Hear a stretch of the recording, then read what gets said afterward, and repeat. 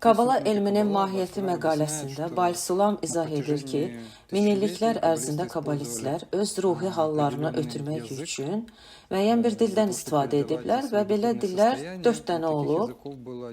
Baxmayaraq ki, siz bir dəfə demişdiniz ki, musiqi də, rəsm də və s. da bir dildir. Lakin indi gəlin bu 4 dil üzərində dayanaq. Bunlar Tövrat dili, Alaxa dili, Aqada dili və Kabala dilidir. Və təbii ki, niyə məhz Kabala dili bugün bizim nəslimiz üçün daha münasib və qəbul olunandır? Lightman, məsələ ondadır ki, biz aləmi dərk edəndə, bu dərk sırf şəxsi insanın daxilində baş verən bir haldır və insana bunu başqa bir adama ötürmək lazım olanda bunun üçün sözlər tapılmır. Çünki bu daxili hisslərdir. Onları hansısa bir şəkildə ifadə etmək lazımdır. Hansısa xarici hərəkətlərdə ifadə etmək lazımdır. Elə ki, bundan başqası təəssürat ala bilsin və sonra özündə aləmi dərk etmiş insandakı eyni hissləri, eyni anlayışları yenidən qura bilsin. Yəni, mənimlə təxminən eyni səviyyədə olan başqa bir adama nəyisə ötürmək üçün, deyək ki, elə bir kod tapmaq lazımdır ki, necə ki, bugün biz bir-birimizlə modem vasitəsilə birləşirik. Mənim kompüterim sənin kompüterinlə, yəni ortada bizim aramızda əlaqə yaradan hansısa bir qutu var. Bir kompüteri o birisi ilə birləşdirir, ora və əksinə olaraq bağlar və təbii ki, belə bir kommunikasiya yaranır. Bunu biz öz aramızda necə edirik? Adi dünyada bizdə hisslərin, anlayışların, şəraitlərin ümumiliyi mövcuddur. Yəni bizdə məişətdən götürülmüş bir dil var. Amma ruhani aləmdə bu dil bizdə əvvəlcədən olmayanda biz bilmirik, söhbət etdiyimiz adam hansı səviyyədədir, haradadır, ümumiyyətlə, aləm hiss edir, etmir. Ona görə problem yaranır. Biz necə birləşirik? Burada hansı kommutasiya, kommunikasiya qanunları var və s. Buna görə də kabalistlər elə bir dil ixtira etməli oldular ki, öz aralarında danışa bilsinlər.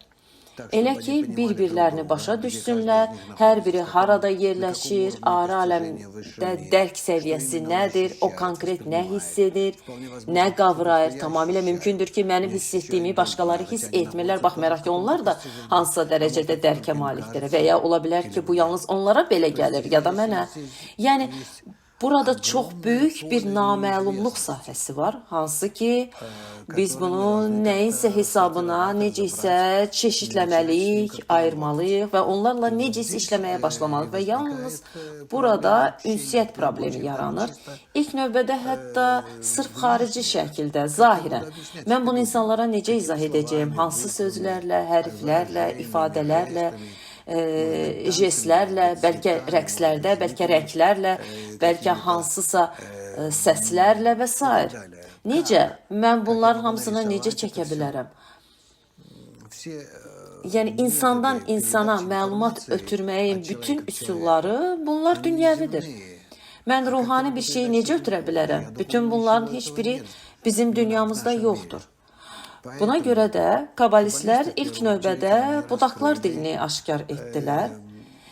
Yəni, bizim dünyamızda olan hər şeyin başlanğıcı ruhani aləmdədir və ruhani qüvvələr tədricən enirlər bizim dünyamıza çatırlar və bizim dünyamızda öz maddi təcəssümünü verirlər.